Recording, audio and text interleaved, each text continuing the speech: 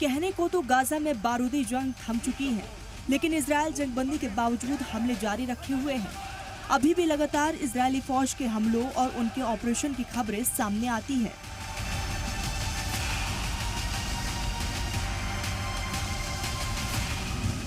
जबकि चंद रोज पहले ही Israel Hamas के बीच सीज फायर का ऐलान हुआ है, लेकिन 15 महीनों से ज्यादा चली इस जंग में गाजा का कोना कोना तबाह हो गया। गाजा का ऐसा कोई भी इलाका नहीं बचा जो खंडहर में तब्दील ना हुआ हो। ऐसा कोई रिहायशी इलाका नहीं बचा जो जमींदोज ना हुआ है। यकीन मानिए, गाजा की इंच इंच जमीन को नेतन्याहू की जिद ने बर्बाद कर दिया। मगर आप भी सोच रहे होंगे कि आखिर हम गाजा का जिक्र क्यों कर रहे हैं? सीज फायर होने के बाद गाजा की तबाही दुनिया को क्यों दिखा रहे हैं? क्योंकि गाजा इजराइल की जंग में अब पाकिस्तान की भी एंट्री हो चुकी है। दरअसल पाकिस्तान ने गाजा को फिर से बसाने की जिम्मेदारी उठाई है, जिसके लिए पाकिस्तान ने मुस्लिम ममालिक से भी आगे आने की अपील की है कि वो भी पाकिस्तान का साथ दे और गाजा के लिए फंड रिलीज करे। Pakistan welcomes the initiation of ceasefire in Gaza on January 19, 2025. We urge the international community to develop a concrete plan for reconstruction of Gaza in line with UNSC resolutions. Gaza के खातिर पाकिस्तान मुस्लिम ममालिक ही नहीं, UNSC तक के पास जाने को तैयार है ताकि गाजा को बचाने के लिए पैसा जुटा सके।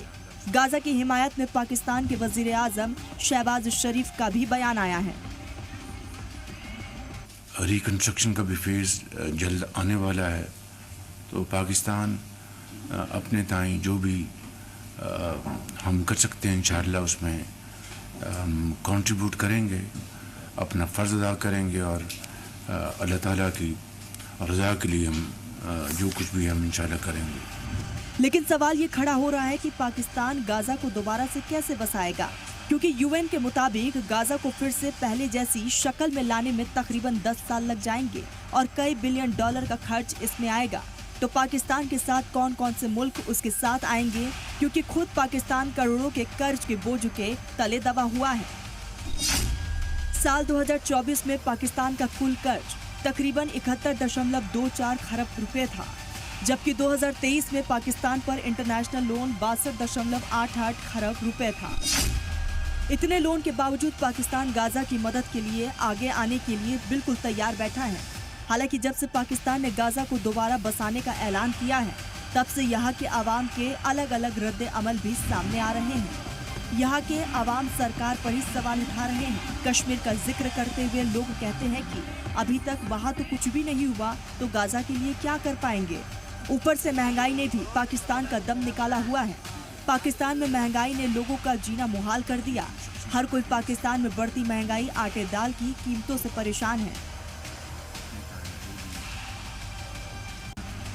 गाजा के लिए पाकिस्तान का आगे आना क्या किसी सियासत का हिस्सा है, या फिर वो अपने आवाम के बीच अपनी खोई हुई इज्जत को वापस लौटाना चाहते हैं? गाजा पर जब इजरायली हमले जारी थे, तब पाकिस्तान की तरफ से इक्का दुक्का बयान ही सामने आते थे, और अब जब वहाँ जंगबंदी हुई है तो मुस्लिम ममालिक से गाजा की मदद के लिए आगे आने की अपील की जा रही है। इसी वजह से पाकिस्तान के लोग सवाल उठा रहे हैं कि कहीं गाजा के बहाने पाकिस्तान अपने लिए फंड तो जमा नहीं कर रहा, क्योंकि महंगाई और दहशतगर्दी से जूझते पाकिस्तान में लोग अमन चाहते हैं, सुकून चाहते हैं, लेकिन खाली सरकारी खजाने आवाम को ये सब देने में नाकाम साबित हो रही हैं। ब्यूरो रिपोर्ट, सलाम टीवी।